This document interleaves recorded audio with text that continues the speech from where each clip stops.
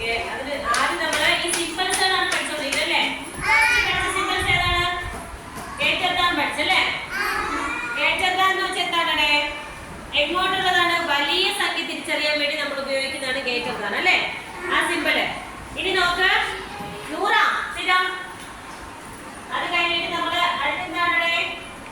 Lesser than പഠിച്ചു. അതായത് ചെറിയ സംഖ്യ നമ്മൾ തിരിച്ചറിയാൻ വേണ്ടിയാണ് ഏത് സിമ്പിൾ ഇന്ന് തുടങ്ങിയത്? Lesser than. ഏതാണ്? Lesser than. അപ്പൊ ഗ്രേറ്റർ ദാനും ലെസർ ദാനും പഠിച്ചു. ഏതൊക്കെയാണ് പഠിച്ചത്?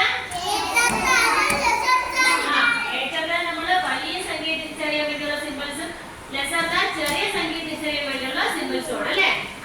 ഇനി നമ്മൾ പഠിക്കേണ്ടത് എന്താണ്? ഈക്വൽ. എന്താണ്? ഈക്വൽ. പറഞ്ഞേ. ഈക്വൽ എന്താണ്? ഈക്വൽ എന്തായിരിക്കും? നമ്മൾ വലിയ സംഖ്യ തിരിച്ചറിയാനുള്ള സിമ്പിൾസ് ചെറിയ സംഖ്യ തിരിച്ചറിയാനുള്ള സിമ്പിൾസ് പഠിച്ചു. അപ്പൊ ഈക്വൽ എന്തായിരിക്കും? ഈക്വൽ എന്തായിരിക്കും? ഇപ്പൊ നോക്ക, ടീച്ചറിന്റെ കയ്യില് ഈ കയ്യിൽ എന്തുണ്ട്?